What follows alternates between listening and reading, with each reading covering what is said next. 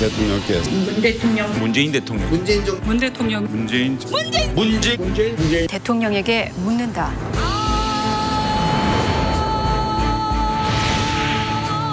언론이 어떻게 인식하고 있는가 하는 것을 극명하게 드러났다고 봐요. 질문을 계속해야 독재자나 황제가 되지 않는다. 5당 대표들을 모여놓고 져주는 사람이 이긴다. 그거 만나서 무슨 이야기 할 겁니까? 5명 앉아갖고. 문재인 대통령은 국민의 심부름꾼이에요. 정책이 틀렸다 그러면 바꿀 생각을 해야지. 지표가 좋아지고 있을 때 체감은 제일 나쁩니다. 문재인 대통령께 정말로 권하고 싶은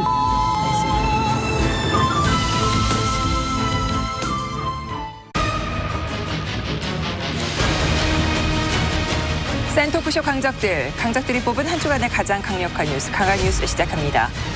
문재인 정부가 취임 3년 차에 접어들었습니다. 정치, 경제, 사회 등 모든 분야에서 개혁과 혁신을 추진했지만 해결해야 할 현안 과제는 더욱 쌓여가는 실정인데요. 자, 그래서 준비한 이슈는 정권 3년 차 카운트다운, 문재인 대통령에게 바란다입니다. 오늘은 정치 구단들을 모셨습니다. 강적 오브 강적. 네, 박찬종 변호사와 박지원 민주평화당 의원, 이재호 자유한국당 상임고문 모시고 얘기 나눠보겠습니다. 어서 오세요. 네, 반갑습니다. 네. 성공할 수 있다고 이 박찬종 여러분들에게 호소하는 것입니다.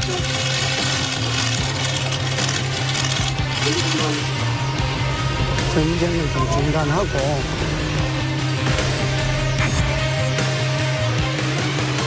그래, 국가가 어려울수록 이 약속 반드시 지켜야 돼요. 반드시.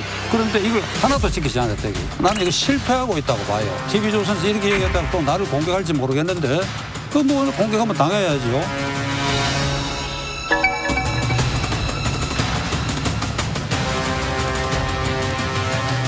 낙제 점수를 면했다. 어떤 참모가 이런 자료를 써주느냐. 그러한 참모들과 경제 정책을 바꿀 때가 됐다. 그래야 나머지 3년간 성공한다. 이걸 국민은 아는데 두 분만 모르는지 이게 답답하다.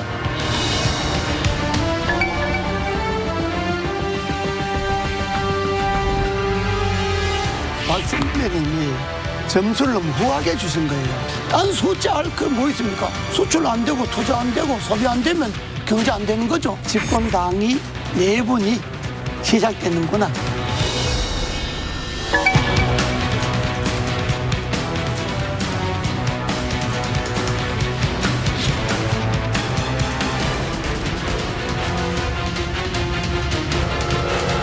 네, 오늘 제가 긴장이 됩니다.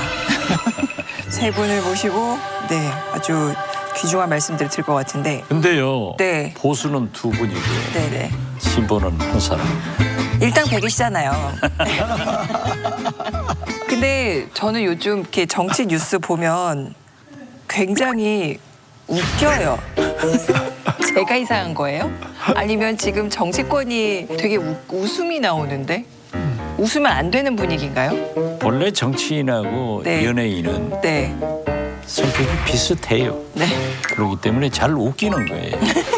실제로 우리 박 선배님 정치는 미국에서도 그러죠. 인류가 아니고 세컨다리 인류가 하는 거다. 저처럼 이렇게 행사에 가서 아, 저 그거 깜짝 놀랐어요. 자체 조명을 여기다 그럼 하신 거 아니에요? 지금 여기 반짝반짝거리는 거? 아니 가정은 알 목포 예. 가정지원센터에서 젊은 부부들하고 어린이들 행사를 하는데 그 체험장에서 저한테 이렇게 해주면서 절대 떼지 말래요. 얼마나 멋있어요. 근데 재밌으시죠? 아, 재밌어요. 이왕 그런데 하시는 거 몇 개 더 보는 사람마다 여기에 뭐가 묻었는지 알고 자꾸 와서 자, 지금까지 문재인 정부의 성적을 좀 매겨보죠. 10점 만점에 몇 점을 드릴 수 있을까요? 어떻게 보세요? 말씀. 저는 한 60점. 10점 만점인데요? 아, 10점 만점이면 6점. 6점. 네. 네. 낙제는 면했죠. 무엇보다도 이명박 박근혜 잃어버린 남북관계 10년 넘어서 남북 정상회담과 북미 정상회담을 성공시켰고 적폐청사 성공적으로 한 것은 높이 평가하지만은 경제가 지금 이 원체 나쁘잖아요. 4월 통계청 발표에 의하면은 실업률이 4.4%, 청년 실업률은 11.5%로 네. 지난 19년 이래 가장 높습니다. 네. 뭐라고 하더라도 국민 백성은 등 따뜻하고 배불러야 좋거든요. 네. 그래서 저는 낙제 점수를 면했다. 박지원 의원님이 6점 주셨는데 두 분은 그러면 제가요. 네네. 저는 4.5. 네. 네. 그럼 이유는 뭐 되는 게 없잖아요. 대통령 본인께서는 뭐 아주 뭐 다 잘 된다 그러지만은 실제 나타나는 거는 남북 관계가 뭐 제대로 됩니까? 경제가 제대로 됩니까? 뭐 제대로 되는 게 하나도 없잖아요. 그나마 그러면 4.5 주신 이유는 그나마 4.5 주는 거는 버티니까 4.5 주는 거예요. 이재호 의원 말씀은 결국 빵점이라 소리야. 빵점이라 소리인데 저는 이게 대학에서 이제 학기말 시험이라고 이렇게 보고 문재인 학생의 성적표 이렇게 채점을 하는데 채점 불가, 채점을 할 수가 없어요. 한 6개월 뒤에 재시험을 봐가 그때 평가를 해야지. 지금은 이 답안지를 그냥 돌려줘요.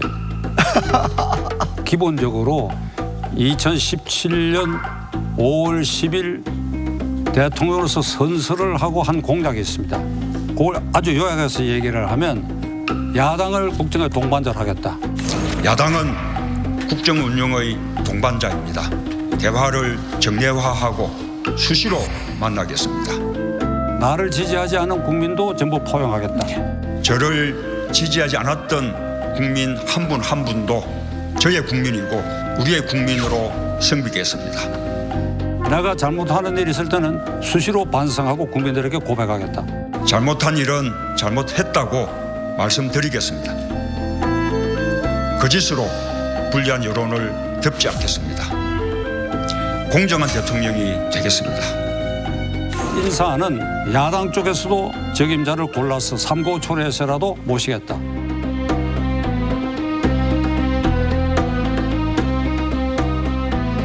국정 현안에 대해서는 수시로 기자회견을 통해서 소통하고 나의 의견을 밝히겠다. 그런데 이걸 하나도 지키지 않았다 이게. 내 눈에는 그래요.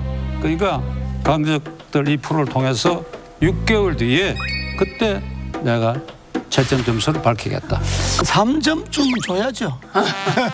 그러니까 아예 답안지를 볼 수가 없다. 답안지 쓴 걸 볼 수가 없다. 볼 수가 없다.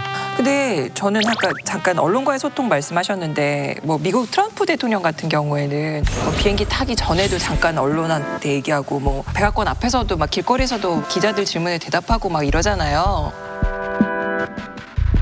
얼마 전에 트럼프 대통령이 기자회견하는 중간에 기자가 막 곤란한 질문을 해서 막 서로 실랑이 벌인 적이 있어요. 마이크 뺏고 나가라 그러고. 미국 중간선거 직후 열린 도널드 트럼프 미 대통령의 첫 기자회견. 기자가 러시아 스캔들을 언급하자 마이크를 내려놓으라고 합니다. I'm not concerned about anything with the Russian investigation because it's a hoax. That's enough. Put down the mic. That's enough. 급기야 한 백악관 여성 인턴이 마이크를 뺏기 위해 나섰고 That's enough. Put down the mic. 화가 난 트럼프 대통령이 단상을 벗어나 기자회견이 잠시 중단됐습니다. You are a rude, terrible person. You shouldn't be working for CNN. I'm not concerned. 기자회견 후 백악관은 마이크를 가져가려던 여성 인턴과 신체 접촉이 있었다는 이유로 아코스타 기자의 백악관 출입을 정지시켰습니다. 트럼프 대통령이 화가 나서 네네. 출입 금지를 시켰는데 네네. CNN 측에서 소송을 해가지고 48시간 만에 그걸 풀어가 또 다시 나가. 우리 같으면 상상을 할 수 없는 일이야. 우리는 뭐 아니, 그런데 상상을. 대통령이 이제 이렇게 기자회견 하는 걸 무슨 연례 행사처럼 그러니까요. 생각하니까. 예. 제 문제는 박근혜 대통령 등 대통령이 하시고 싶은 말씀만 하고 질문을 받지 않고 들어가 버리는 게 문제였는데요. 미국 언론과 우리 언론은 근본적으로 좀 차이가 있는 것 같아요. 김대중, 클린턴, 제가 공보수석 때 네, 네. 정상회담을 해가지고 합동 기자회견을 하는데 클린턴 대통령이 루인스키 스캔들로 아주 공경에 처해 있었어요. 네. 제가 사회를 보면서 미국 기자 2분, 한국 기자 2분 질문을 받는다. 그런데 우리 한국 기자 2분은 정상회담 그 내용에 대해서 질문을 하는데 네. 미국 기자 2분은 똑같이 네, 네. 루인스키 스캔들을 그래서 질문을 해버리는 거예요. 네, 네. 얼마나 곤란해요. 어? 우리도 참 그 동양 예의로서는 있을 수 없는 일. 그렇지만 또 클린턴 대통령이 얼굴 하나 변하지 않고 네. 그대로 설명을 하더라고요. 그 회견이 끝나고 나니까 그 백악관 직원들이 또 뛰어가서 그 미국 기자들을 막 뭐라고 설득하는 걸 보니까 야, 언론이 무섭구나 하는데 그때 돌아와서 김대중 대통령이 클린턴 대통령에게 대통령은 스캔들로 평가를 받는 게 아니고 업적으로 평가를 받으니까 굳건히 세계를 미국을 위해서 일을 잘하십시오. 그러니까 또 그렇게 행복해 하더라고요. 네, 네. 우리나라 대통령한테는 그걸 기대하기 어려울까요? 못하리라고 봅니다. 예를 들면 김영카가 생각하는 것처럼 문재인 대통령이 지금이라도 내일부터라도 트럼프식으로 하면 제일 첫 질문이 이게 나올 가능성이 있어요. 따님 가족이 어찌하여 베트남에 갔으며 경호강에는 어찌됐냐 하는 질문이 반드시 나올 거라. 시중에 여러 루머들이 있는데 우선 이거부터 걸러야 되는데 그걸 공약을 했지만은 네. 앞으로 그 공약을 못 지킬 것이다 라고 생각을 하니까 가슴이 아프네. 저는 네, 네. 문재인 대통령께 정말로 권하고 싶은 드라마가 하나 있어요. 미국 드라마에 네. 지정생존자라는 드라마 있잖아요. 저거 너무 좋아합니다. 예. 네. 그거 문 대통령이 꼭 좀 봤으면 좋겠어요. 네, 네. 거기에 대통령이 어떻게 하는가. 네, 네. 아, 문재인 대통령 저 드라마 안 보나 그런 이야기 많이 하더라고요. 영화는 영화로만 보세요. 사실 그 문재인 대통령한테 제가 2번씩 몇 번 그것을 지적해가지고 네. 소위 문파들한테 엄청난 공격을 당했습니다. 연초 기자회견을 할 때 여성 기자분이 어디서 그런 자신감이 네, 네. 현 정책에 대해서 그 기조를 바꾸시지 않고 변화를 갖지 않으시려는 그런 그 이유에 대해서도 알고 싶고요. 그 자신감은 어디에서 나오는 것인지. 어떤 자신감이냐고 대통령께 들이댈 때 그거는 제가 보기에는 그냥 술 한잔 먹고 정부 푸념할 때 하는 얘기인데 사실 의 문제보다 더 중요했던 건 실력 부족의 문제였던 것 같습니다. 제가 얘기를 했습니다. 대통령이 2년간 이러한 일을 했고 이러한 점은 고쳐나가겠다. 또 앞으로 이렇게 하겠다. 이런 것을 정리해가지고 대국민 홍보와 설득을 해야 되는데 그 말꼬리 하나 잡아가지고 대통령은 실종되고 기자만 남는 대통령은 측근이 원수고 재벌은 핏줄이 원수인데 대통령 측근들이 저렇게 엉터리들만 모인 왼수들이다. 왜 그걸 못하느냐. 지금 요번에 KBS 송현정 기자 뭐 진행 태도나 뭐 이런 질문 내용 이런 거 가지고 좀 논란이 되고 있는 것 같은데 그 부분에 대해서는 어떻게 보세요? 야당이라고 하면 특히 이제 제1야당 얘기를 안 할 수가 없는데 자유한국당 입장에서 보면 청와대가 주도해서 여당이 끌어가는 것으로 해서 야당의 의견을 전혀 반영하지 않고 전국을 끌어가고 있다 이런 판단을 하고 있는 것이고 그렇기 때문에 지금 대통령께 독재자라고 그 독재자 들으셨을 때 어떤 느낌이셨습니까? 우선은 이제 패스트 트랙이라는 그 성격이 맞으면 다수 그 의식을 가진 측에서 독주하지 못하도록 독재자라니 무례하다. 경악을 금치 못했다. 대통령 취임 2주년 대담 진행자의 태도와 발언에 일부 네티즌이 비난을 쏟아냈습니다. 청와대 국민청원에는 방송국 해체, 적폐 청산 요청, 검증된 대담자와 진행하라는 청원 등에 총 2만여 명이 동의했습니다. 민주당 표창원 의원이 정말 공격적이었다고 했고 오거돈 부산시장은 독재자라뇨 대통령을 존중합시다라며 논란에 가세했습니다. 달을 가르쳤으면 달을 쳐다봐야지 왜 손가락을 쳐다보냐고요. 그게 진짜 권위주의 시대의 산물 중에 하나가 아직 청와대에 남아있는 건데 기자가 뭐 좀 인상도 쓸 수 있고 대통령이 듣기 싫은 소리도 물어볼 수도 있고 그게 정말 대통령 있는 그대로 국민에게 알리는 거지. 기자가 공무원이 아니잖아요. 그 하급 부하 직원이 아니잖아요. 그걸 대통령이 받아들여야지. 그걸 정말로 대통령은 좀 더 세게 이야기도 된다 이렇게 이야기했는데 그 주변 사람들이 그냥 나서서 무슨 버릇이 없느니 태도가 어떤 일이 그러니까 문재인 대통령도 문제가 있지만은 그 주변 사람들이 더 문제가 많은 거예요. 그게 다 자기가 쓰고 싶은 사람들만 써서 그런 거예요. 송현정 기자 파동은 이제 문재인 대통령이 취임 2주년을 맞이해가지고 그동안의 기자회견을 2.5회 했어. 내 기준으로는. 연도 기자회견 그 2번 했고 그다음에 남미 갔다 오다가 비행기 안에서 기자회견 하는데 외교 관계 왜 그래서 묻지 마라.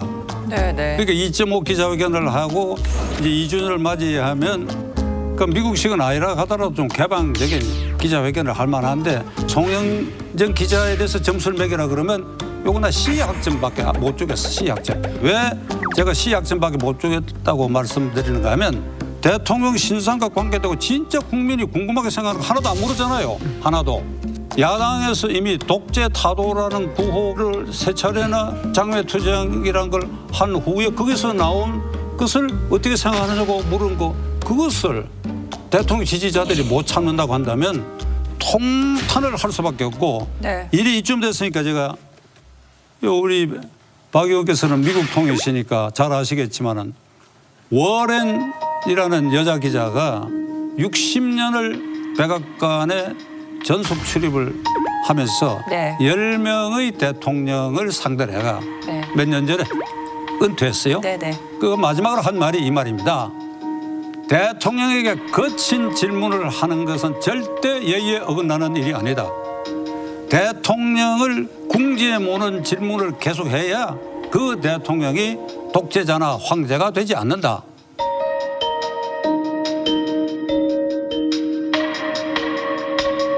이걸 우리나라에서 이러한 현상이 일어나기를 바라기는 지금 어려워요. 저도 이게 개방형 기자회견을 한다고 이러면서도 마음 한쪽이 허한 느낌을 갖는 것은 우리 기자들을 믿을 수 있느냐? 그 워렌 기자처럼 얘가 두 눈을 똑바로 뜨고 대통령에게 반복적으로 CNN 기자처럼 대통령하고 양 서서 삿대질을 싸우듯이 과연 그런 기계를 부릴 수 있겠냐? 요원하다. 지금 이재호 장관이 말씀하신 대로 문재인 대통령은 오히려 더 강하게 해도 좋다. 이렇게 하셨대요. 그런데 그 과잉 충성하는 주의 세력들이 진짜 문제다. 그리고 설사 그러한 문제가 생기면은 청와대건 누구건 나서서 그렇지 않다. 송현정 기자를 비난해서는 안 된다. 이런 좀 어른스러운 그런 모습을 보이지 않은 이러한 청와대 내각 민주당이 차라리 원망스럽다 이런 생각을 하고요. 만약 그런 반응이 나왔으면 아마 송현정 기자 당사자가 좀 더 뻘쭘했을 수도 있겠습니다. 그렇죠. 굉장히 미안할 수도 있죠. 그리고 지금 이렇게 대통령이 기자회견 할 때 기자들이 질문을 짜가지고 한다. 이건 아니에요. 이번에 송현정 기자도 청와대하고 조율되지 않았대요. 그러니까 질문이 좀 예상 밖에 나올 수도 있죠. 그런데 제 경험에 의하면 외신 기자들은 자기가 묻고 싶은 것을 묻는 거예요.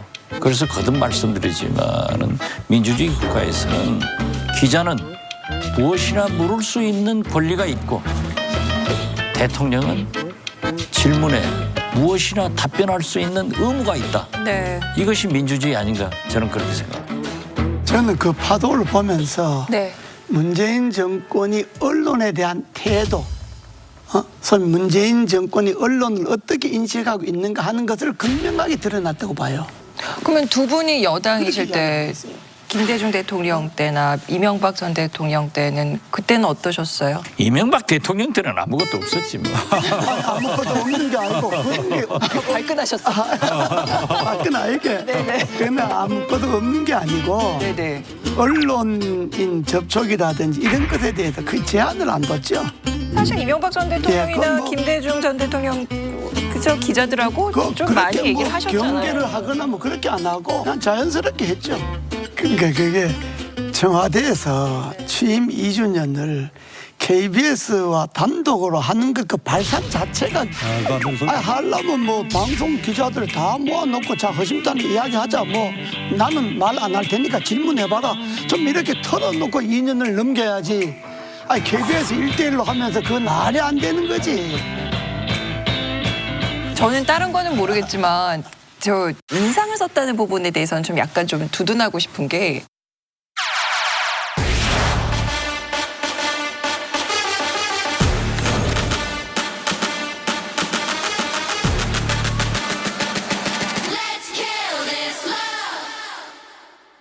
저도 이렇게 누군가의 얘기를 특히 이 강적들 같은 프로그램에서 이렇게 집중해서 들으면 저도 모르게 이게 미간이 좀 찌푸려지거든요. 그래서 저 사실 초반부에 오해 진짜 많이 받았어요. 쟤 왜 또 저렇게 화가 나 있냐? 뭐가 불만이냐?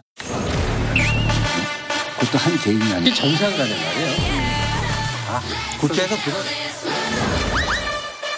이런 표정 때 저는 그게 집중해서 듣느라고 입도 좀 나오고 미간도 찌푸러지고 이런 거였는데 그 여성 진행자가 어떤 인터뷰를 할 때는 표정 굉장히 뭐 좀 온화하고 좀 부드러워야 된다라고 생각하는 약간 그런 편견도 있었던 게 아닐까 약간 그런 생각도 좀 들긴 하더라고요. 그것도 남성도 똑같아요. 제가 네. TV 출연도 많이 하고 라디오도 많이 하는데 네. 라디오 인터뷰를 하면 70~80%가 네. 성공이고 네. TV 출연하면은 잘해봐야 본전입니다. 그래서 저희 프로그램에서 많이 웃으시니까. 네. 이번 이 송현정 기자 파동에 이낙연 총리도 여기에 당사자로 등장을 했지요. 그 이낙연 총리가 페이스북에 글을 올리기를 이제 애둘러서 송현정 기자를 나무랍니다.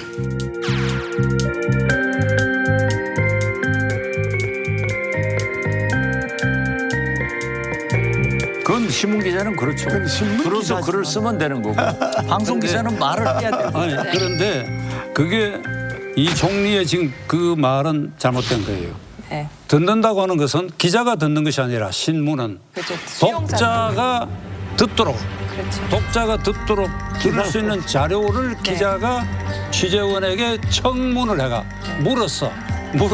물어뜯어서 경우에 따라서는 물어뜯어서 짜내가지고 이것을 활자화해갖고 독자에게 알리는 그게 신문이다 이거야. 그러니까 신문 대기자 출신 총리마저도 이 상황에서 송현정 기자를 비판하는 대열에 섰다.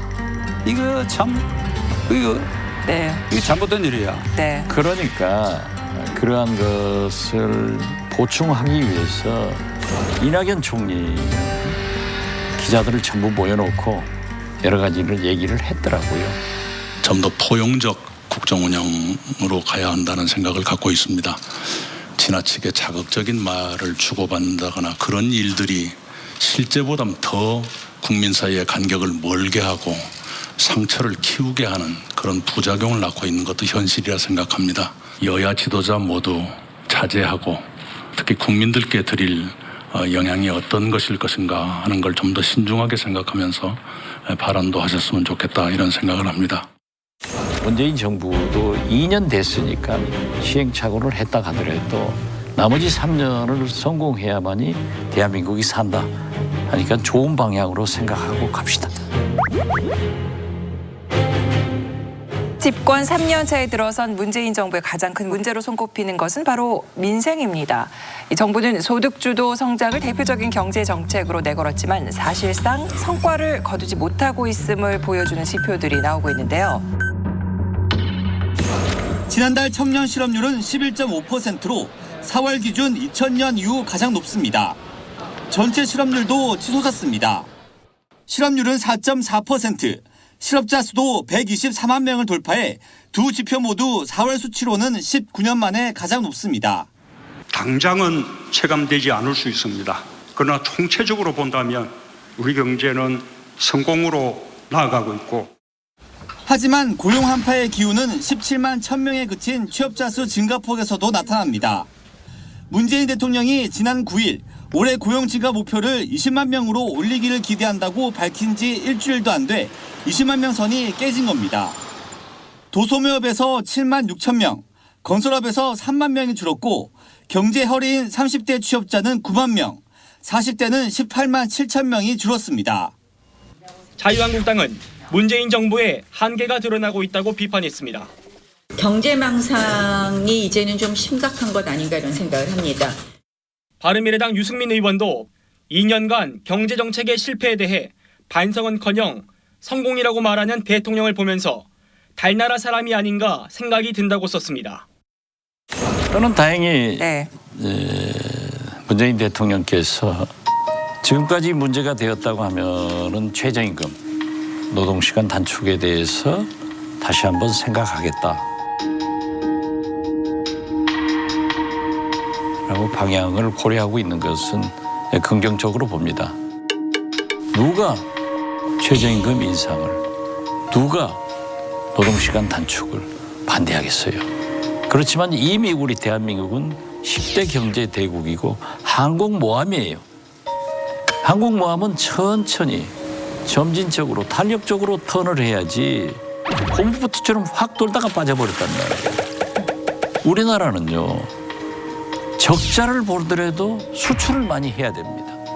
그래야만 고용 창출이 되고 경제가 지탱되는데 수출도 수입도 설비 투자도 다 저하되고 있기 때문에 저는 이러한 문제가 됐던 과거 2년간의 소득 주도 성장 경제 정책은 과감하게 정책적 전환이 필요하지 신념으로 경제를 이끌려고 하면은 안 된다. 그 대통령께서 보면 내가 놀란 게 본인이 듣고 싶은 거, 본인이 보고 싶은 거, 본인이 말하고 싶은 것만 하는 거예요. 그게 현실에 맞느냐 그러느냐 이건 전혀 생각하지 않고, 그러니까 소득주도 성장에다 주 52시간에다 최저임금에다가 곳곳에서 지금 빵꾸가 나잖아요. 곳곳에서 빵꾸 나고. 그런데 문제 심각성은 수치가 떨어지는 것, 각종 경제 지표가 마이너스로 되는 것도 문제지만은 그걸 제대로 인식하지 않는 게 더 문제란 말이에요. 그러니까 정책을 고집 부리면 안 되잖아요. 정책이 틀렸다 그러면 바꿀 생각을 해야지. 이게 경제정책이야말로 그게 실사구시적으로 판단을 해야 돼요. 지난 2년 동안 소득주도 성장 정책으로 대표되고 있는 문재인 표 제이노믹스는 이를테면 비유로 말하면 격화소양격이야. 가죽신을 신고 발바닥 가려운 데를 긁는 꼴이야. 이게 2017년 5월 10일에 대통령이 취임하고 닷새 뒤에 청와대 대통령 집무실에 일자리 상황표를 이렇게 설치를 했어요. 그 위원장은 대통령 자신이고 부위원장이 지금 광주시장 하는 이용섭 씨야. 그래가지고 시연하면서 꾹꾹 눌러보고 일일 보고가 올라오도록, 그 국민들이 또 젊은이들이 저 같은 사람도 이거 뭐 상당히 달라지겠구나 했는데, 그 뒤에 이용섭 씨는 이게 시장 나가면서 가을 되면 좋아질 거라 그러고 떠넘겨버리고, 장하성 씨는 또 내년 봄 되면 좋아질 거라 그러고 떠넘기고 중국 대사로 날아가 버리고 대통령 혼자 남았단 말이에요. 그러니까 상황판이 지금 아마 먼지가 끼어서 불용 상태가 됐을 것입니다. 집무실에 여전히 일자리 상황판이라고 해야 되나요? 그게 아직 있으신가요? 예, 지금도 있고요. 오늘 보셨습니까 혹시? 예, 그 대체로 월별 단위로 발표가 되기 때문에 매달 이제 이렇게 이제 수정이 되는데요. 이 고용 상황들은 지난 3월 부분까지만 발표가 됐기 때문에 지금 이제 3월 말 현재 상황들이 지금 일자리 상황판에 있습니다. 어쨌든 요즘은 조금 자세히 설명해 주실 필요는 요즘은 조금 낫습니다. 왜냐하면 2월, 3월에 고용 사정이 조금 더 좋아졌기 때문에 지금은 일자리 상황판에서 좋은 지표들은 대체로 올라가고 나쁜 지표들은 대체로 떨어진 그런 상황을 볼 수가 있죠. 그렇다면 격화소양 상태에 있는 이 가죽신을 아무리 그것이 외관상 좋아 보이더라도 이거 지금 폐기처분을 해야 돼.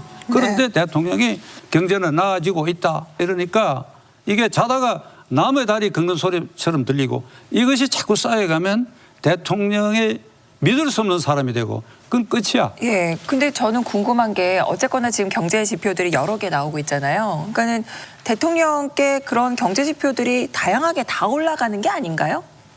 글쎄요. 이제 네. 그런 말이 있죠. 네네. 대통령한테 잘못 보여도 살아남지만 네. 측근한테 잘못 보이면은 사람 못 남는 거예요. 그렇게 이 권력이란 게 무섭고 실제로 대통령들이 청와대 들어가시면은 네. 6개월 정도 지나면은 뭘 몰라져요. 그러니까 측근들의 보고가 굉장히 중요한데 네네. 대통령이 지금도 경제 지표나 모든 것은 좋다. 네. 그리고 통계와 체감은 다를 수도 있다. 통계와 현장의 온도 차도 물론 있을 것입니다. 그러나 총체적으로 본다면 우리 경제는 성공으로 나아가고 있고 우리가 이제 분명하게 또 인정해야 할 것은 우리가 거시적으로 볼 때 한국 경제가 크게 성공을 거두었다는 것입니다. 거시적인 경제의 성공은 우리가 인정하고 자부심을 가져야 한다고 생각합니다. 국민들은 자꾸 나빠서 죽겠는데 이렇게 말씀하시는 것은 문제가 있다. 얼마 전에요. 조선 경기와 자동차 경기가 제일 나빠요. 그런데 대통령께서 조선과 자동차 경기가 좋아졌다. 물 들어왔을 때 노져라.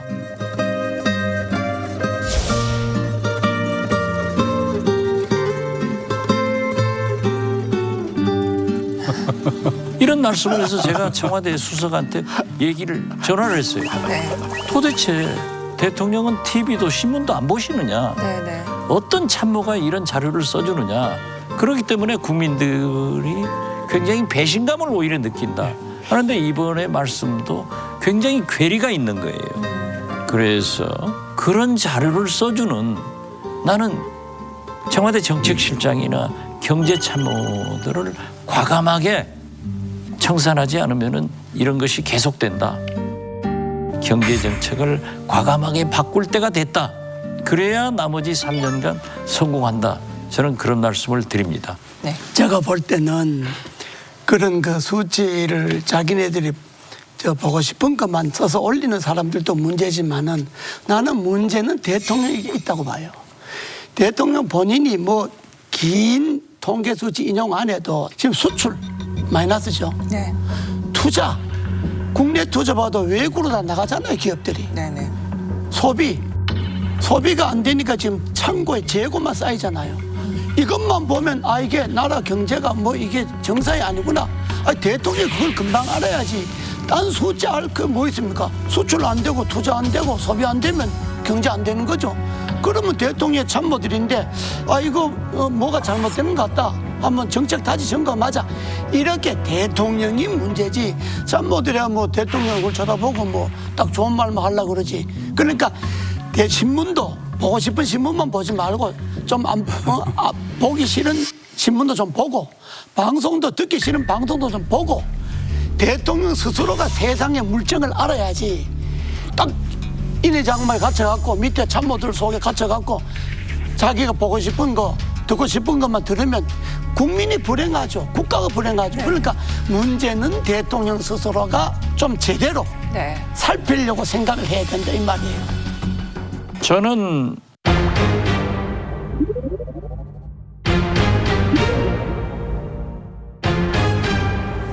제가 자꾸 먼저 나서서 미안합니다만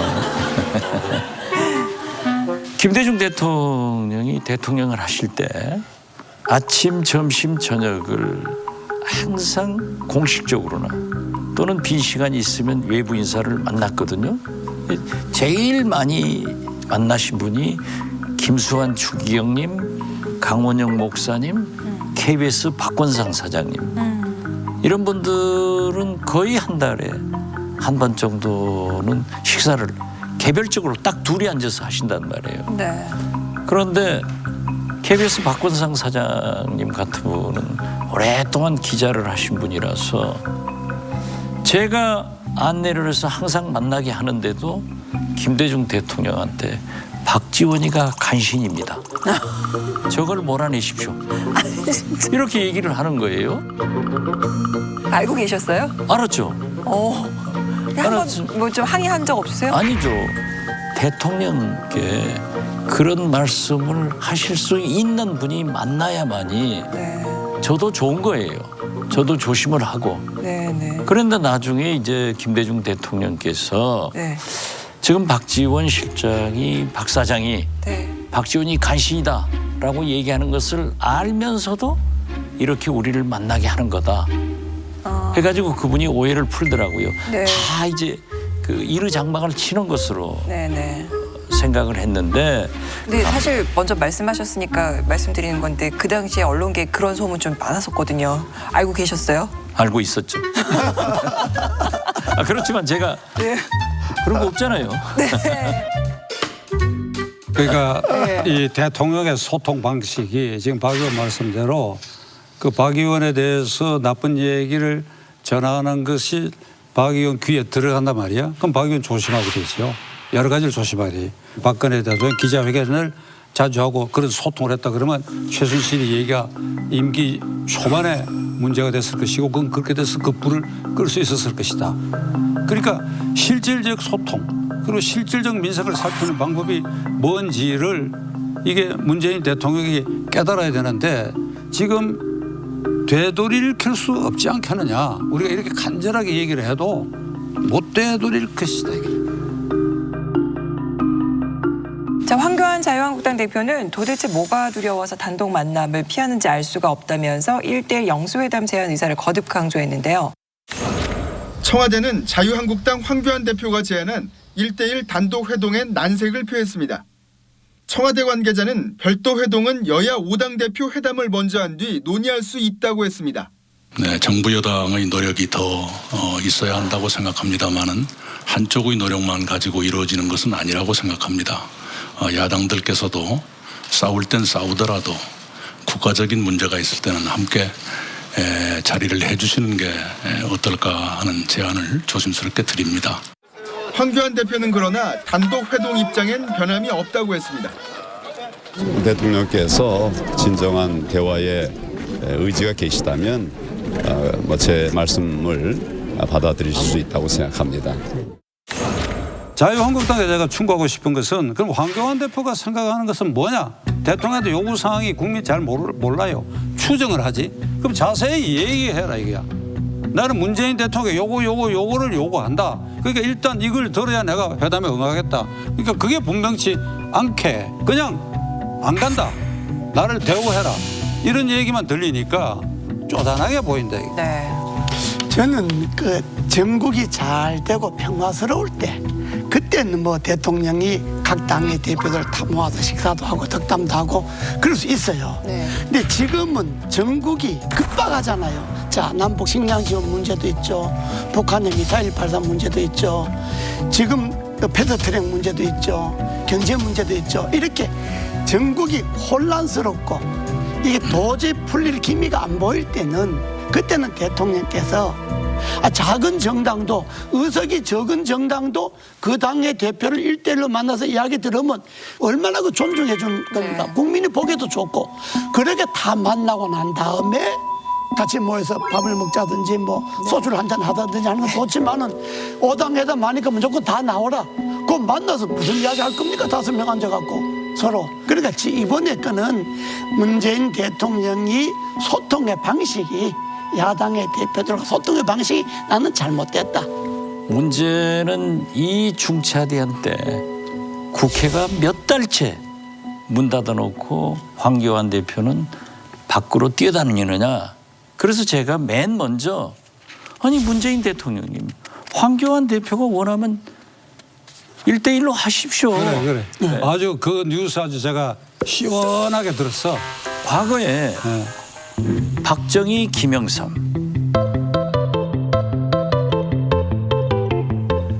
전두환, 김영삼, 김대중, 이해창 다 여야 영수회담을 단독으로 했어요. 네네. 그런데 왜 이제 와서는 5당 대표들을 모여놓고 대통령이 왕처럼 그렇게 할 필요 없습니다. 그리고 청와대에서 수정을 했어요. 5당 대표 만나고 그다음에 별도로 황교안 대표를 만나겠다 했으면은 그것도 수용된 거 아니에요.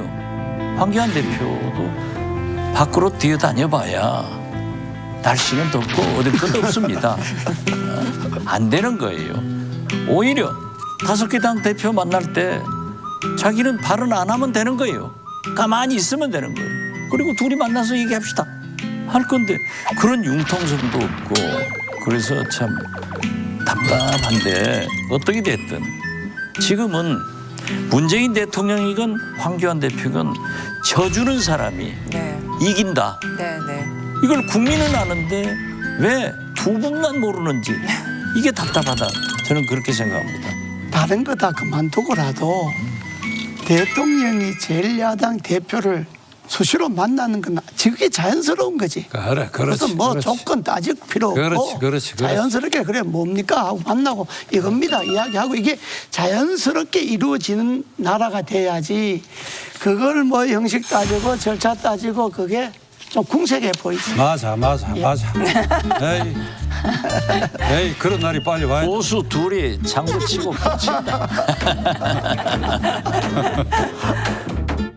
자, 이 역대 정부에서도 단독 회담 사례가 몇 차례 있었습니다. 대통령과 제1야당 대표가 단독으로 만났을 때 꼬였던 실타래가 극적으로 풀렸던 사례가 많았는지 우리 좀 말씀을 해주시죠. 노태우 대통령 때 김대중 총재와 영수회담을 해서 법안 문제가 있으면은 다 설득을 해가지고 잘 됐어요.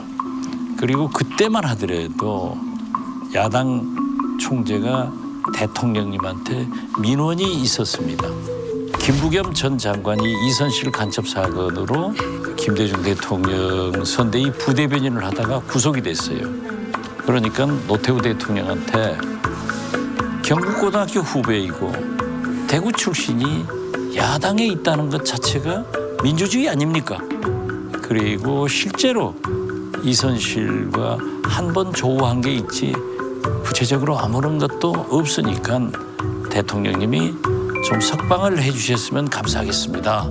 이렇게 얘기를 했더니 이제 법적으로 사법적으로 문제가 되는 거니까 대통령도 즉답은 못했지만은 그 후 한두 달 내로 풀려나가는 그러한 것도 물론 지금 보면은 구정치이고 그 헌법 무시고 이런 거가 있었지만은 그렇게 대통령과 야당 여야 영수회담에서도 풀 건 풀고 싸울 건 싸웠다 이런 게 있고 이제 문제는 여야 영수회담이 없어지기 시작한 게 김대중 이해창 총재 회담이었습니다.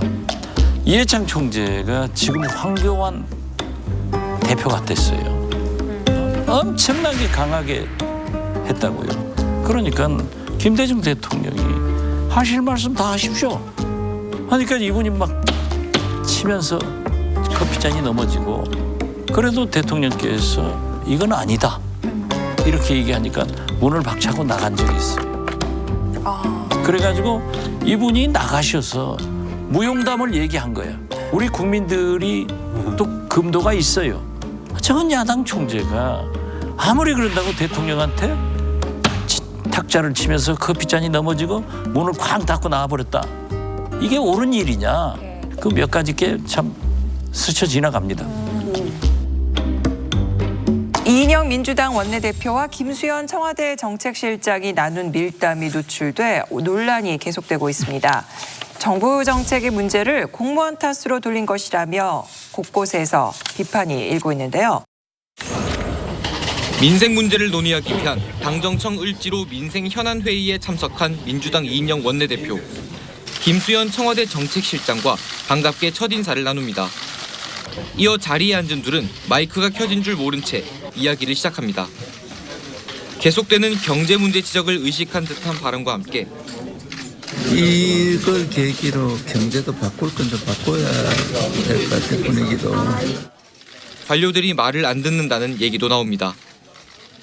정부 관리 덜 듣는 거 이런 거는 제가 다 그건 해주세요. 특히 국토부 공무원들에 대한 불만도 그대로 드러났습니다. 전적으로 김현미 장관은 한 달 안에 지들끼리 이상한 짓을 많이 하고 지금 버스 사태가 벌어진 것도 잠깐만 끼고는 엉뚱한 짓을 하고. 김 실장은 집권 2주년이 아니라 4주년 같다면서 어려움을 토로하기도 했습니다.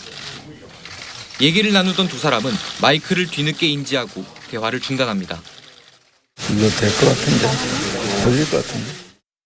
나는 이인영 원내대표는 정치권이기 때문에 공무원의 기강 확립을 위해서도 말씀할 수 있어요. 그렇지만 청와대 정책실장이라는 분이 마이크가 켜 있는지 꺼져 있는지도 모르고 저런 얘기를 하는 것은 첫째, 보안의식도 없는 청와대 근무 자격 요건 1조를 위반한 사람이다. 1조가 보안의식입니까? 제일 중요한 것은 보안이죠, 청와대는. 그리고 공무원을요, 개혁의 대상으로 삼아서는 성공 못합니다. 물론 공무원들이 잘못하는 사람은 일벌백계를 하고 그러한 소수의 잘못한 것을 개혁의 대상으로 삼아야지 전체 공무원이 그런 얘기를 하고 또 더욱이 각오하는 지금 2년 차인데 꼭 4년 차 같다. 이것은 스스로가 레임덕을 인정한 거예요. 그래서 나는 문재인 대통령의 성공을 위해서 지난 2년간 아낌없이 지원했던 박지원이가 문재인 대통령한테 성공하기 위해서는 그런 정책실장은 집으로 돌려보내시라 거듭 말씀드리는 거예요. 지원을 포기했구나. 지원. 그것도 지원입니다. 그것도 지원입니다. 지원을 박하게 하겠다 이거지. 아니 저는 제일보다도 남을 지원 잘해서 이름도 박지원이라니까. 저는 두 사람이 마이크 꺼졌냐 켜졌냐는 뭐 몰랐다 그치고 말한 내용이 문제라고 봐요. 공무원들이 말 안 들어서 정책이 실패했다. 그 정책을 결정한 사람들이 공무원입니까? 아니 소득주도 성장을 공무원들이 결정했나요? 아니 탈원전을 공무원들이 결정했나요? 다 결정은 청와대 대통령이나 청와대 대놓고 뒤집어 씌우는 것은 말단 공무원들인데 책임을 뒤집어 씌우니까 이건 앞으로 3년 동안 공무원들이 더 말 안 듣게 될 수 있어요. 아, 죽도록 일해도 맨날 잘못했다고 뒤집어 씌우는데 어떤 공무원이 더 일하겠습니까? 그리고 버스 파업도 그렇잖아요. 결국 국민들대로 버스 요금 올려갖고 국민들 주머니 터는 것밖에 안 되잖아요. 아, 설사 공무원들이 말 안 들어도 그 소득주도 성장인가 뭐 이거 우리 잘못 결정한 거 아닌가? 뭐 자기네들이 정책 결정이 어디가 잘못됐는가 이걸 한번 생각을 해봐야지. 그 정책이 집행이 안 된다고 홍보가 안 된다고 성과가 없다고 내지밀 책임을 공무원들인데 뛰넘기면 그게 정상적인 정부겠습니까? 문재인 대통령께서는 요 며칠 전에 장관들 일 다 잘한다. 청문회에 채택이 안 된 장관들도 일 더 열심히 해서 더 일 잘한다.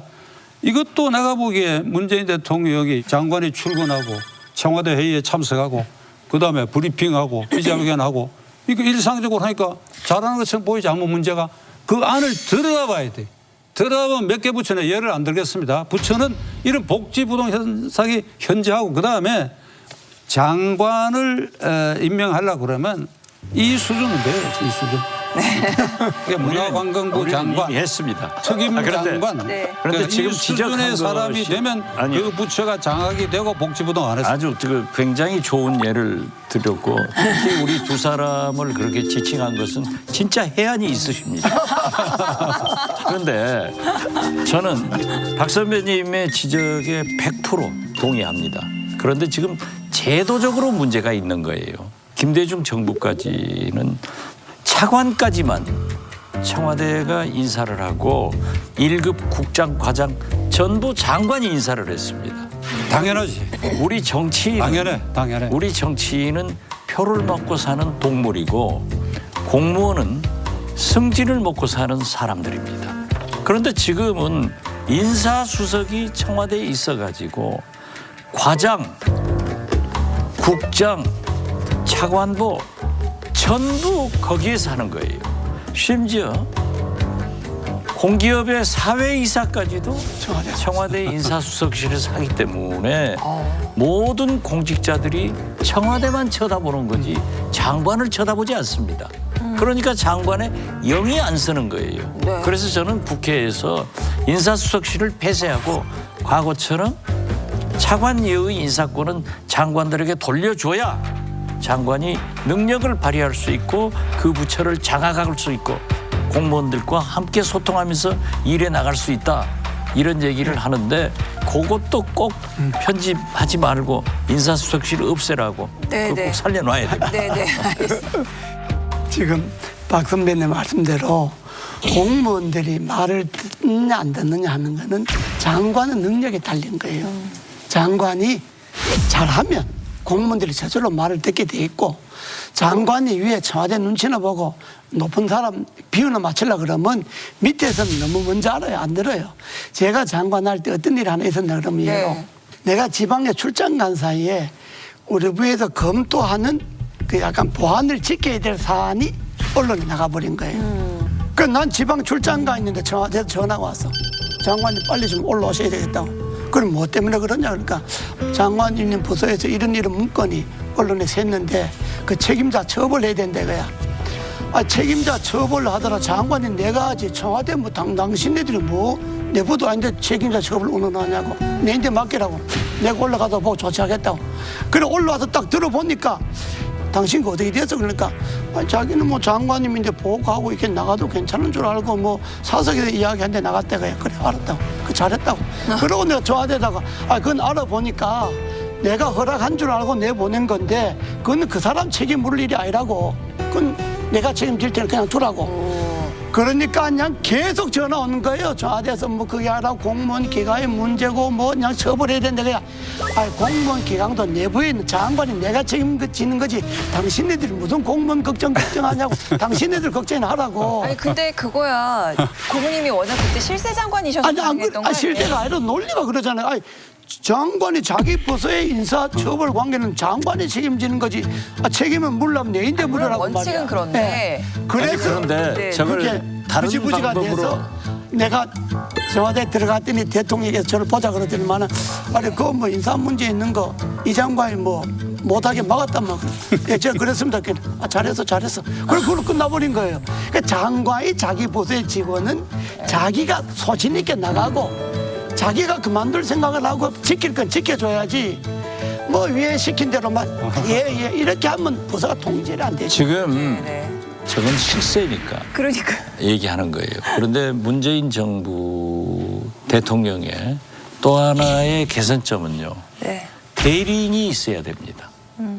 예를 들면 이명박 대통령의 대리인은 이재호, 김대중 대통령의 대리인은 정치 쪽의 권노감, 행정부 청와대 쪽에 박지원 이렇게 돼 있었단 말이에요. 그러니까 대통령이 설사 누구를 못 만나더라도 대리인들이 가서 설명하고 이해를 구하고 하면은 저게 대통령 생각이고 말씀이구나 이렇게 분업이 되는 거예요. 그런데 지금 현재는 대통령의 대리인도 없고 그런 설명의 소통이 부족하다 이거예요. 그래서 장관들한테 인사권만 돌려주면은 지금 영이 섭니다.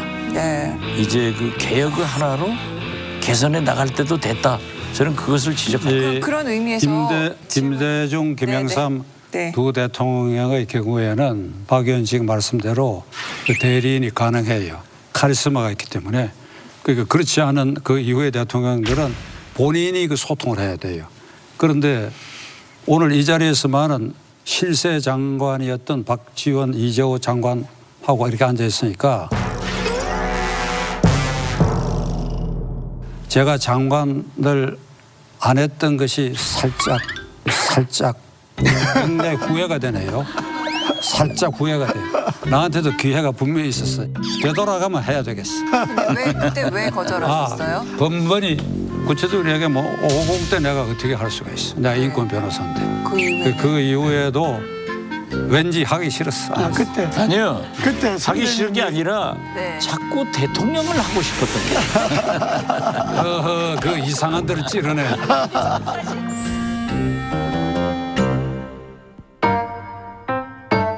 아니 근데 지금 방금 말씀하셨지만 지금 정부에서 이 내부 정보가 좀 유출되는 일들이 몇 번 있었어요. 예. 그때마다 이제 휴대폰을 이렇게 다 걷어서 그 검사를 했다고 하던데 그거에 대해서는 어떻게 보세요? 보건복지부가 국민연금 개혁안을 공식 발표하기 전에 일부 내용이 언론에 보도됐습니다. 청와대 민정수석실은 유출자를 찾으려 복지부 공무원들의 휴대전화를 가져갔습니다. 어떻게 이런 폭압을 저지릅니까? 폭거입니다. 청와대가 무슨 근거로 국민인 보건복지부의 실국장에 국가장에 핸드폰을 압수합니까? 청와대 핵심 관계자는 대통령이 임명하는 5급 이상 고위공직자에 대해서는 감찰 업무를 할 수 있다며 정상적인 감찰 활동이라고 설명했습니다. 그것도 참 치졸한 생각이에요. 진짜 요즘 뭐 말대로 그 진짜 찌질한 짓이요. 아니 회사에 청와대에서 뭐 경호처도 그러고 뭐 복지부도 그러고 어디 그랬다는데 아니 직원들 휴대폰이나 문자 메시지를 검토하면 그 어떻게 하겠다는 거예요. 그래 이게 무슨 독재국가도 아니고 응? 그렇게 하면 안 돼요. 그렇게 하면 공무원들이 말을 더 안 듣죠. 듣겠습니까? 아이고 뭐 잘못하면 뭐 휴대폰 갖다 바쳐야 되는데 문자 메시지 갖다 바쳐야 되는데 휴대폰 갖다 바치면 그 안에 온갖 게 다 들어있는데 자기 개인 사생활을 다 갖다 바치는 건데 그 좋아할 공무원이 누가 있나요? 대포폰 쓰죠. 대포폰. 그게요. 참나. 제가 15년을 검찰한테 잡혀 다녀보고 15년 재판을 해봤어요. 네. 그리고 국회로 돌아와가지고 그 유명한 MB 정부 때 민간 사찰 정보를 제가 잡고 자료를 해가지고 국회 이석현 의원을 통해서 이제 폭로를 시켰는데 공직윤리지원관실이 청와대 보고한 내사 보고서를 청와대 개입의 물증으로 공개하겠습니다. 제목이 내사 보고라고 돼 있고 공직 1팀 작성 그리고 2페이지 말미에 보면 국정원도 내사하고 있다는 사실이 드러나고 있습니다. 청와대에서 대포폰을 만들어 가지고 총리실에 주어서 그 대포폰 가지고 청와대와 총리실만 사용했는데 자기들끼리 사용한 것도 나중에 저한테 넘어오더라고요. 제 정보력이 좋은 게 아니라 권력의 간극은 그런 무서운 것으로 나타나는 겁니다. 그러니까 핸드폰 이러한 것을 유치하게 할 필요 없이 정도로 가면 된다. 안 하면 되는 거예요. 그걸 왜 그걸 해가지고 그런 문제가 돼요. 긁고 부술면 안 되는 거죠. 경호처가 최근 전체 직원의 3분의 1에 가까운 150여 명에게 휴대전화 통화 내역 제출을 지시한 것으로 알려졌습니다. 주영훈 처장이 소속 직원에게 관사의 가사일을 시켰다는 의혹에 대해 민정수석실이 사실 무근으로 판단한 직후입니다. 야당은 먼지털이식 색출이라고 비판했습니다. 휴대전화 얼마나 민감한 것인지 모두 동의할 것입니다. 영장도 없이 들여다본 것은 인권 탄압이자 사생활 침해입니다. 청와대 이제 경호처에서 뭐 그런 난리가 났잖아요. 그럼 언론에 보도되면 대통령도 알 것 아닙니까? 그러면 대통령께서 경호처장 불러다. 여보 그 왜 쓸데없는 짓 하냐 그거. 그래 그 뭐 핸드폰 조사도 어떻게 하겠다는 거야. 그만두려면 당신이 먼저 그만둬라. 그럼 뭐 쓸데없는 짓 하냐. 그만둬. 이렇게 대통령 이야기해야 되는 거예요. 내부 단속을 하려면. 맞아. 제가 장관 할 때인데 장관 청문회 하는데 저 우리 박 선배님이 난리 쳐갖고 몇 명이 이제 청문회도 목이 달아나게 생긴 거예요. 그래서 이제 안가에 이제 대통령하고 둘이 만났죠. 자주 보니까 내가 그날 들어갈 때 신문에 처음 그냥 나오는 신문 다 걷어갖고 들어갔어요. 들어가서 자 보십시오. 여기 기사가 다 이렇게 났습니다. 그리고 이제 텔레비전 뉴스 각 방송 뉴스 딱 해보고 자 보십시오. 자 이게 여론입니다. 낭만시켜야 됩니다. 네네. 이게 하셔야지.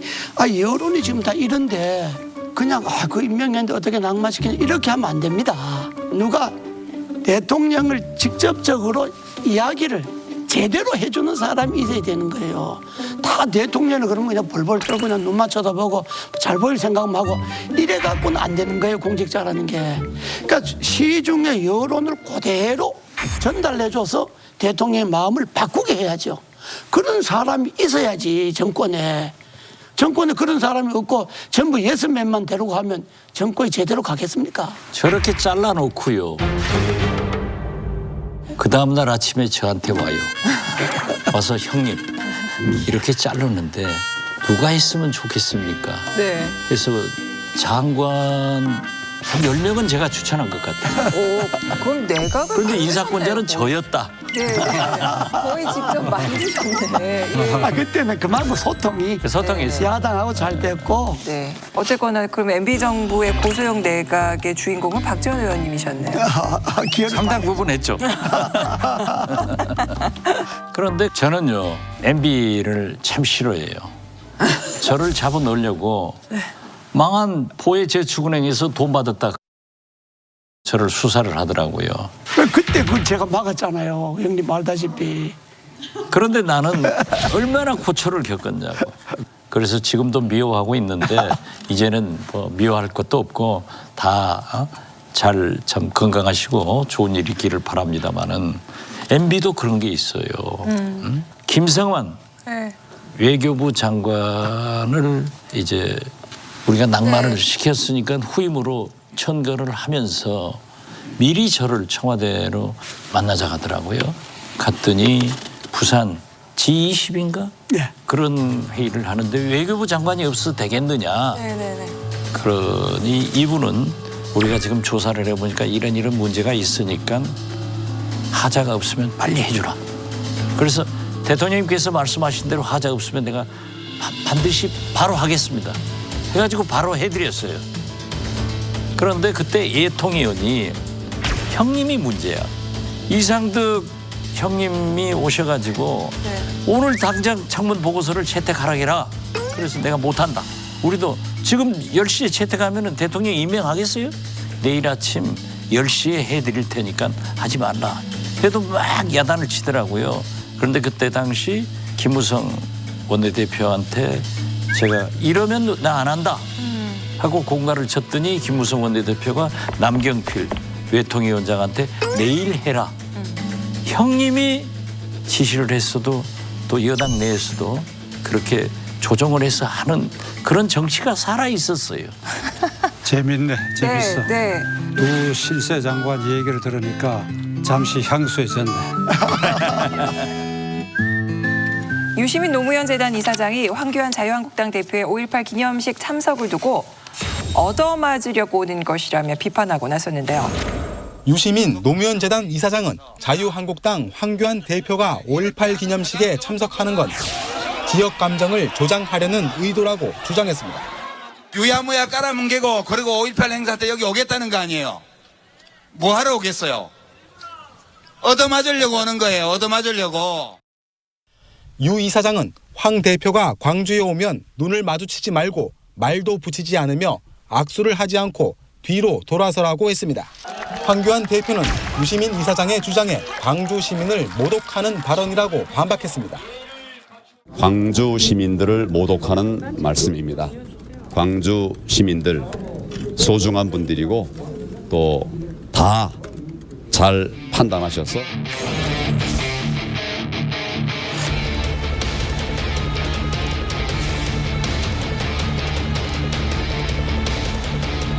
저 말은 제가 더 먼저 했습니다. 그런데 아니요. 네. 황교안 대표가 저는 장애투쟁하는 거 시대 정신에 어긋났다고 생각합니다. 그분이 당 대표 경선 때는 5.18도 황세모, 박근혜 탄핵도 황세모, 태블릿 PC도 황세모예요. 그런데 갑자기 대표가 되고 나서는 황동그라미가 된 거예요. 5.18 미래로 갑시다 등 전부 이렇게 얘기를 하면서 장애투쟁을 하고 있는데 북한 폭도들이 일으켰다 이런 생각을 아직도 가지고 있다고 하면은 그것은 시대착오적이고 이미 정치적 사법적 판단이 내린 사안을 역사적 사항을 부인하는 거예요. 황교안 대표가 지난번 광주 갈 때 얼마나 자극적으로 하고 왔어요. 그러니까 그때도 저는 절대 위대한 광주 전남 시도민들이 과잉 반응하지 마라. 그래서 저는 이번에도 전남 5.18 행사를 가졌습니다. 그때 제가 황교안 대표가 광주에 오려면 5.18에 참석하셔야 된다. 그렇지만 숙제를 하고, 즉 망언 망발을 한 국회의원들을 징계하겠다고 했으면 징계를 하고, 특히 5.18 진상조사위원들을 제대로 합당한 사람을 추천해야지 구성도 여야 합의로 통과된 법안이 발효도 못하게 하고 하는 것은 옳지 않다. 그렇기 때문에 이 숙제를 하고 5.18 기념행사에 참석하셔야 된다.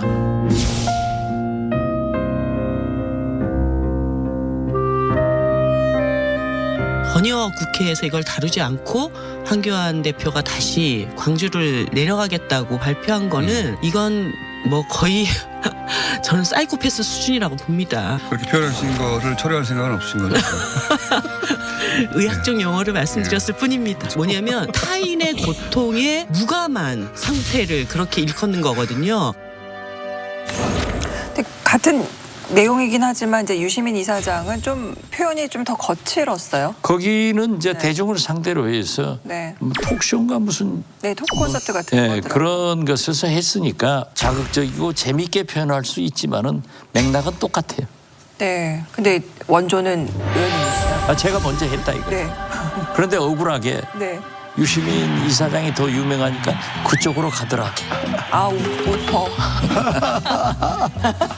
예, 어떻게 보세요? 눈길도 마주치지 말고 악수도 하지 말고 말도 걸지 마라라고 그건 누구든지 그 얘기 할 수 있어요. 그러니까 그 말의 내용이 문제가 아니고 누가 말했느냐 하는 것이 중요하다고. 누가 말했느냐. 대한민국 국무위원 보건복지부 장관을 지낸 유시민 전 장관이 얘기를 했다. 그러니까 이게 문제다 이게.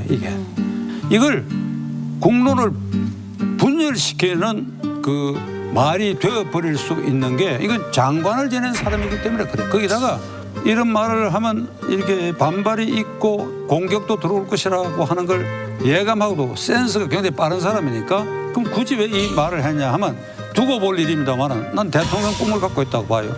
유시민 전 장관이 대통령 꿈을 안 가졌다고 하면 그건 나는 거짓말이라고 봐요. 꿈을 갖고 있어요. 그러니까 이런 기회에 광주 전남의 확실한 정신적 기반을 꼽는다. 이게 도움이 된다. 이런 계산을 하고 한 거 아닌가.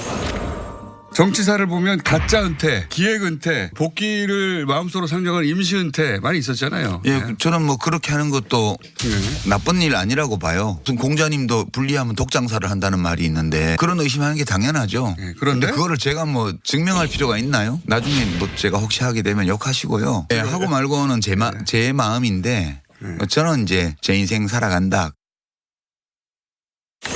지금 오늘 방송 내내 선배님이 굉장히 장관을 하고 싶어하는 것을 지금 선배님이 장관 되는 길을 제일 쉽게 추천하십시오. 저 문재인 대통령인데. 저를 대통령 만드세요.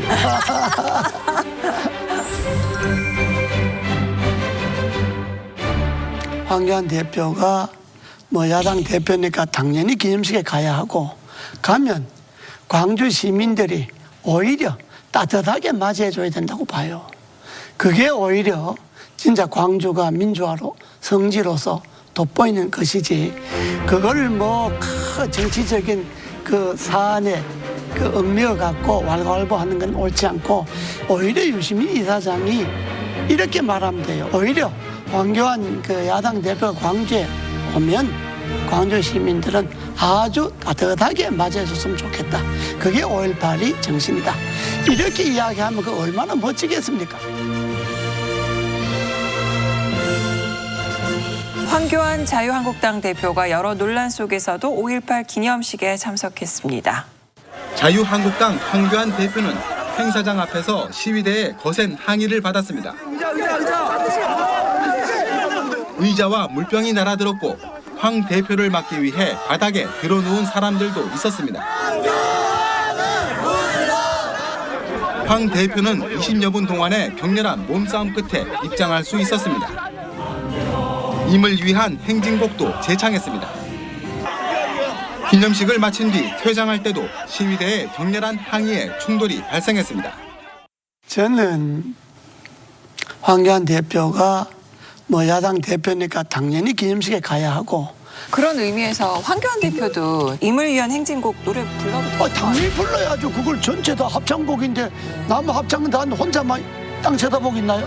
그전엔 안 불렀거든요. 그 불러야 그 이미 합창곡으로 지정이 됐잖아요. 네네. 전에는 합창곡으로 지정 안 됐을 때는 몰라도 재창이냐 합창이냐 말이 많았죠. 합창곡으로 지정이 됐으면 가사를 모르면 가사를 적어갖고 가서라도 부르는 게 당연하고. 근데 사실 황교안 대표가 지난번 그 석가탄신일에도 혼자 이거 합창 안 하고 5.18 기념식에서도 노래 안 부르고 좀 그런 행보를 좀 보이긴 했어요. 석가탄신일에는 그 종교가 다르니까 이거 안 했다 하는데 그 잘못이죠.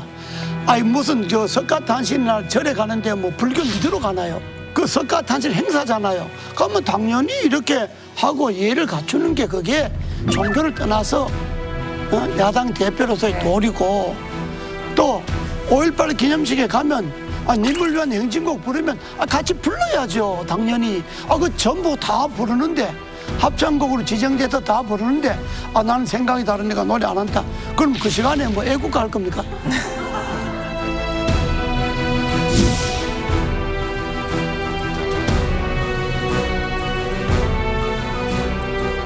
그 김수환 추경 생존 시에 제가 아주 젊었을 때 여쭤봤어요. 이게 절에 가면 불교의식을 따르니까 당연히 따라야지. 그런 점에 있어서는 큰 마음을 가져야 된다고 생각합니다. 이명박 대통령이 서울시장 때 기독교 방송 창사 기념식 그때 서울시를 하나님께 봉헌합니다. 이걸 가지고 불교계에서나 사회적으로 굉장히 문제가 됐어요. 그때 제가 청와대에서 문제 삼지 마십시오. 오히려 이걸 문제 삼으면은 기독교 근본주의자들은 확실하게 뭉쳐서 다음 대통령 선거에 이명박 시장을 지지하게 됩니다. 그리고 다른 사람들은 다 잊어먹습니다. 그런데 저는 이번에 황교안 대표가 굉장히 기독교 근본주의자예요. 네. 그렇기 때문에 저는 이명박의 길을 갔다. 그리고 이걸 만약에 문제를 삼으면은 오히려 더 문제가 되기 때문에 이건 국민들이 평가하는 거예요. 저건 잘못됐다. 혹은 자기 종교가 저러니까 안 했겠지. 그래서 그런 문제는 우리가 떠들어서 황교안 대표가 이익 보게 할 생각은 전혀 없다. 저는 그렇게 말씀드리고요. 네네. 광주 5.18 기념식에 황교안 대표가 참석한 것은 대단히 훌륭한 결정이고 잘하셨습니다. 네.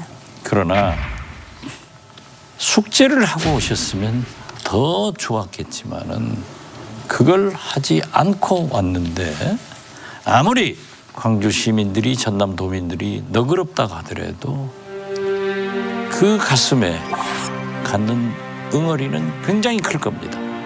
만약에 황교안 대표가 지금 광주에 가서 5.18 희생자들의 가족들이 사는 모습, 5.18 희생자 부상자들이 사는 모습, 그러한 모습을 보면서 거기에서도 민생 탐방을 해보면은 생각이 많이 바뀔 것이다. 이것을 보시고 황교안 대표도 많은 느낌을 가지고 앞으로 숙제를 꼭 해줄 것을 바랍니다. 네. 최근 나경원 자유한국당 원내대표가 대구 장외 집회에서 문 대통령 지지자를 비하하는 비속어를 사용해 파문이 커지고 있습니다. 나 원내대표는 곧장 정확한 의미와 유래를 몰랐다며 사과했지만 논란은 쉽게 가라앉지 않고 있는데요. KBS 기자가 물어봤는데 이런 사람들한테 공격당하는 거 아시죠? 아니 대통령한테 독재 어떻게 생각하냐고 묻지도 못합니까 여러분? 묻지도 못하는 거 이게 바로 독재 아닙니까 여러분?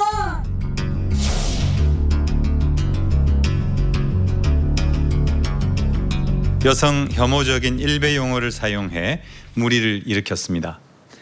따라서 나 원내대표가 진정으로 사과하려면 분별력 없음을 사과하거나 여성 혐오적인 표현을 다시는 쓰지 않겠다고 사과하거나 둘 중 하나가 돼야 할 것입니다.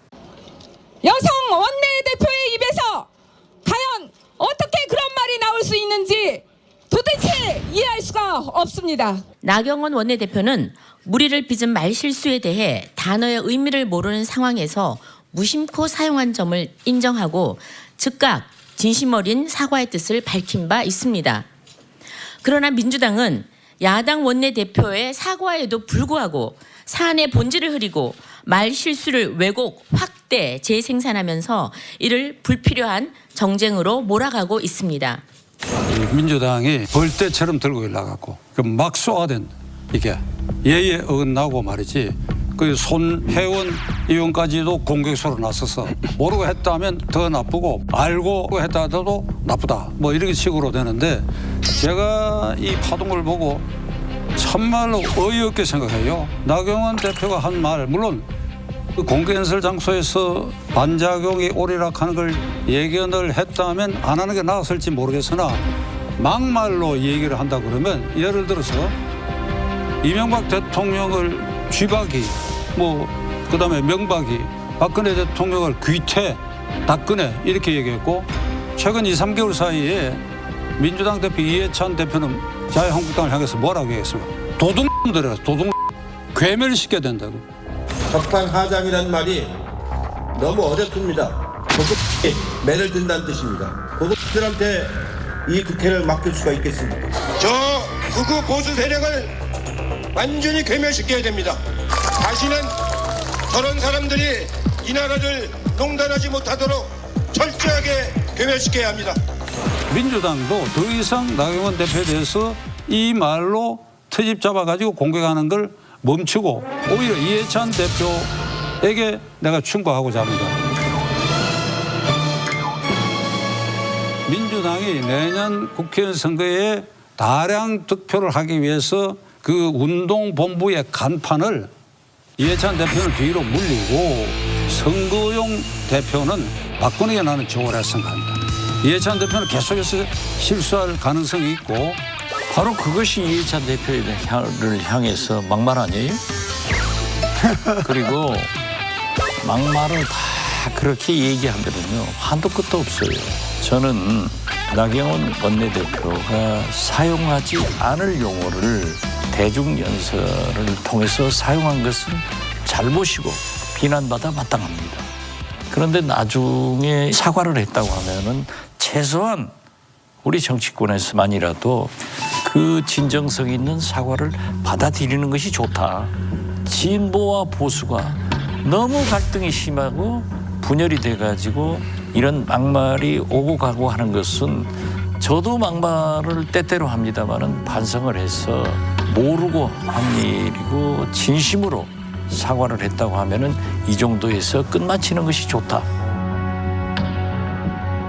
대중연설에서 말 뜻을 모르는 말을 사용했다 하는 것은 잘못이죠. 그러면 자기가 몰랐으면 누가 밑에서 써줬을 것 아닙니까? 써줬으면 뜻을 들어보고 원내대표가 공개적으로 대중연설에 쓸 용어는 아니구나 하고 안 하는 게 옳았죠. 그렇게 대중을 상대로 하는 공개 대중연설에는 가급적이면 언어를 자극적으로 쓰잖아요. 선동적으로 쓰고 남 안 하는 말을 쓰고 그게 다 대중연설을 하잖아요. 그러면 여당에서도 본인이 사과도 했고 모르고 썼다니까 그러고 넘어가 버려야지. 그걸 두고 우라먹으면 그것도 정치를 아주 품위 없게 만드는 거예요. 그리고 그냥 여당이라는 거 하는 거는 통은 없고 속이 밴데이 같아요. 밴데이. 그렇게 하면 안 되는 거죠. 자유한국당에 대해서 내가 한마디 하고자 합니다. 자유한국당에 대해서 내가 한마디 하고자 합니다. 지금 세 차례 광화문 광장에 이제 장외 집회를 했고, 그다음에 황교안 대표가 부산을 출발해가지고 민생 밀착 투어를 하고 있는데 우선 세 번째 장외 집회 때 첫째 번하고 두 번째보다 사람이 많이 모였어요. 근데 짜임새가 없어. 하려면 제대로 준비를 하면 제대로 해서 한번 크게 할 필요가 있다 이거죠. 두 번째로 구호에 있어서 말이지 독재 타도라고 하는 그 총괄적 이 표본 구호가 국민의 이 전반적 감성에 이게 호소력이 없어. 정합성이 없어. 아니 80년대 우리 제1야당이 내가 그랬던 군정 종식, 직선 개헌 이거 아주 탁탁 왔다거든 이게. 군정 종식이다. 전당 군부 종식. 장외 투쟁하게 된 게 공직선거법에 뭐가 문제냐 뭐가. 뭐 구체적으로 알아듣기 쉽게 얘기하는데 세 번 장외 투쟁에서 나는 이거 실패하고 있다고 봐요. 네. 지금요. 선배님은 굉장히 황교안 대표에 대해서 눈높이가 높아요. 그런 분이 아니니까 낮추세요. 황교안 대표의 민생 대장정의 현주소는 국회입니다. 국회. 야당의 투쟁 장소이기 때문에 그 전략을 좀 바꾸기를 원하는데 거기에 알아들으려는가 저도 좀 눈높이를 낮추겠습니다.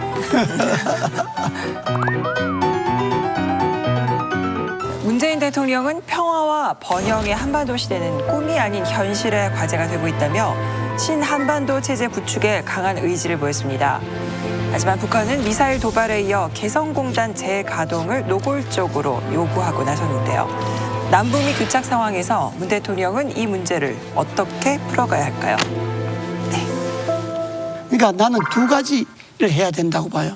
문재인 대통령이 먼저 미국과 비핵화에 대한 입장을 통일하고 일본과의 관계 또 풀고 중국과의 관계를 풀어갖고 문재인 대통령이 말하는 신한반도 체제 우군을 만들어야 한다. 지금 우군이 하나도 없어요. 혼자 외치는 거지. 두 번째는 지금 식량을 주겠다 하는데 북한은 한마디로 시시껄렁한 소리 하지 마라. 개성공단 먼저 열어라. 딱 이렇게 이야기하잖아요. 그리고 남북 간의 정상회담에 합의한 것을 지켜라 라고 북한은 이야기하면서 자기들은 미사일을 2번이나 발사하잖아요. 북한이 사사건건 뒤통수 치잖아요. 그럼 이쯤 되면 문재인 대통령이 지난 2년간의 비핵화 정책이나 대북 정책을 다시 점검해서 북한에 대해서 분명한 입장을 가져야 합니다. 계속 북한이 비핵화 의지가 확고하니까 북한의 제재를 풀어달라 이런 소리만 해갖고는 국민들이 동의하기가 어렵잖아요. 얼마 전에 통일연구원에서 이제 통일보다 경제가 먼저다라고 대답을 한 층이 더 많더라고요.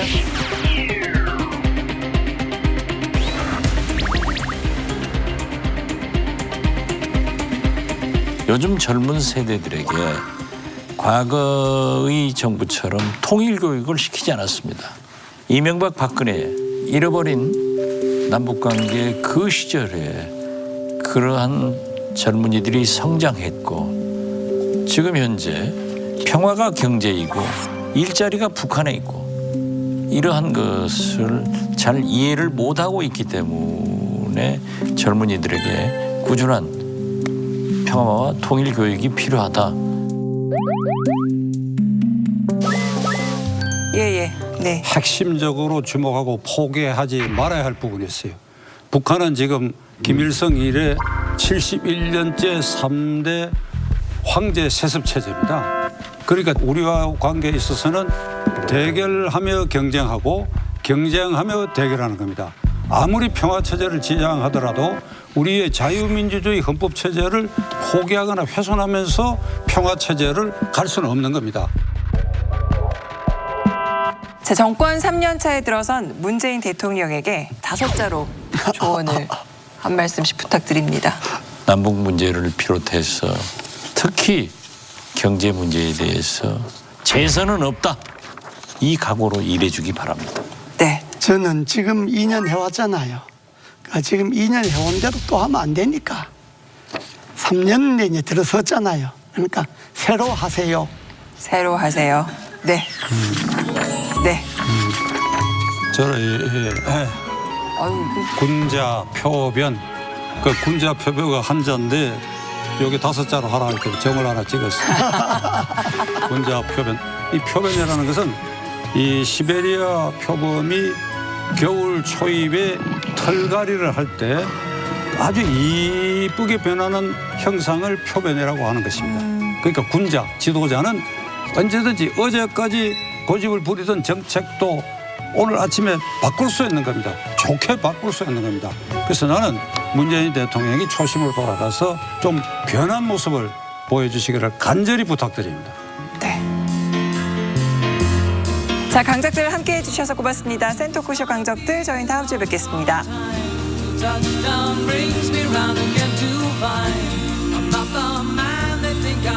2년 전 5월 10일 선서하고 대통령께서 약속하신 사항, 그것을 되새겨서 반드시 지키도록 그렇게 해서 국민 모두의 대통령으로 우뚝 서실 수 있도록 간절히 부탁드립니다. 모든 국민들이 3년이 지루하지 않게끔 아직도 3년이 남았느냐 이런 소리 안 듣도록 2년 동안의 정책 기조를 다시 점검하시고 반드시 비핵화를 달성하고 우리 한반도의 평화를 가져올 수 있도록 더욱 노력해 주시고 이제 민생 경제를 더욱 매진해서 특히 젊은 청년들의 일자리를 창출해서 그들에게 희망을 주시는 그러한 성공한 대통령이 되기를 간절히 기원합니다.